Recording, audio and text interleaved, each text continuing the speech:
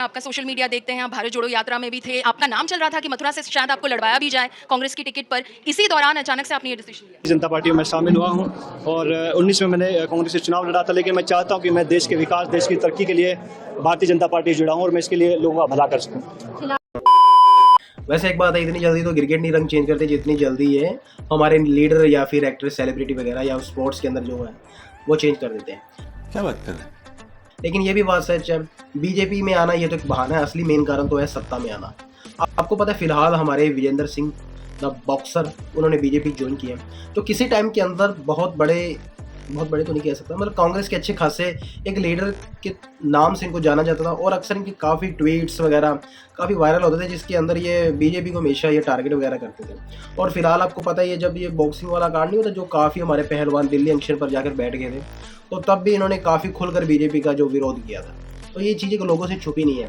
और अभी रातों रात खबर आती है कि विजेंद्र सिंह जी बीजेपी ज्वाइन कर लेते हैं, और मतलब ज्वाइन करने के बाद ये इंटरव्यू ये देते हैं कि मतलब कांग्रेस को ज्वाइन करने के बाद मैं सो गया था और अभी उठा हूँ तो मेरे को ऐसा फील हुआ कि देश को चलाने के लिए मेरे को बीजेपी में जाना पड़ा। चलो ये अच्छी बात है, देखो बीजेपी बहुत अच्छी पार्टी है, जो जिधर भी बंदे की मर्जी है उधर जाना चाहिए।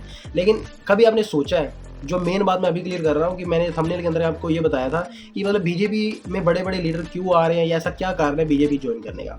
देखो इसका कोई बहुत बड़ा कारण नहीं है, इसका एक साफ सुथरा सा मैं कारण बताऊंगा। सबसे पहले आपको पता है मोदी जी ने ये गारंटी की है कि 400 पार।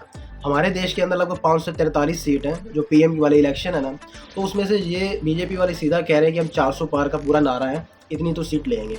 और पूरी तरह से अगर बहुमत की सरकार बनाने के लिए आपको मतलब 275 सीट चाहिए। अगर आपके पास 275 सीट है तो आप किसी के बगैर ताकतों के या किसी के बगैर आपको समर्थक के आप अपनी सरकार बना सकते हो।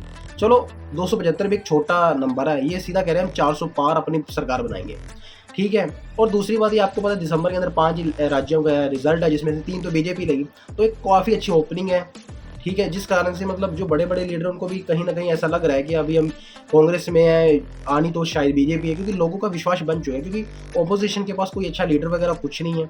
और जो इन्होंने एक बड़ा अपना अलायंस बनाया इंडी ग्रुप, ये अपने ग्रुप के अंदर ही लड़ रहे हैं, झगड़ रहे हैं, मर रहे हैं। क्योंकि आपको पता फिलहाल बिहार के अंदर कैसे नीतीश जी ने इंडी अलायंस को तोड़कर दोबारा से बीजेपी में ज्वाइन हो गए थे, फिर दोबारा से एनडीए के साथ में इधर बिहार में दोबारा से सरकार बना ली। तो हमारे लीडर ही ऐसे हैं, पलटू राम कभी इधर कभी उधर, क्योंकि यार इनका कोई दीनमान तो है नहीं, ये बात हमको लेके चलनी पड़ेगी। तो अभी मैं ये बात बता दूं, जैसे कैप्टन अमरिंदर सिंह हो गया, सुनील जाखड़ पंजाब से, ज्योतिराज सिंधिया, हार्दिक पटेल, और अभी ये हमारे बॉक्सर भाई साहब, क्या इनका नाम क्या है, हाँ विजेंद्र सिंह जी, इन्होंने भी बीजेपी ज्वाइन की। तो सिर्फ मेन कारण यही है कि इनको पता है साफ तौर पे, इनके आगे फिल्म क्लियर हो चुकी है कि बीजेपी नहीं आना है 2024 में। रोज आते हैं इस उम्मीद पे आज जीतेंगे, कल जीतेंगे, परसों जीतेंगे, रोज हारते हैं। और मतलब इलेक्शन आपको पता 19 तारीख को इलेक्शन है, तो अभी ही त्याग पत्र दे दें मतलब कांग्रेस को कि हम आपको छोड़ रहे हैं, इलेक्शन के बाद जब बीजेपी जीतेगी तो हमको भी कुछ मिल जाए। तो हर बंदा अपने मतलब के लिए कभी इधर तो कभी उधर, ये सिलसिला इसी तरह से चलता रहेगा। बाकी वीडियो अच्छी लगे तो फॉलो और सब्सक्राइब जरूर कर दें। यूट्यूब पर देख रहे हो सब्सक्राइब कर दो, फेसबुक पर देख रहे हो तो फॉलो जरूर कर दो। तो प्लीज़ अगर आए हो वीडियो अच्छी लगी है तो प्लीज़ आप सब्सक्राइब और फॉलो करके हमारे साथ जुड़ें। इस तरह की इंटरेस्टिंग वीडियो मैं लेके आता रहूँगा।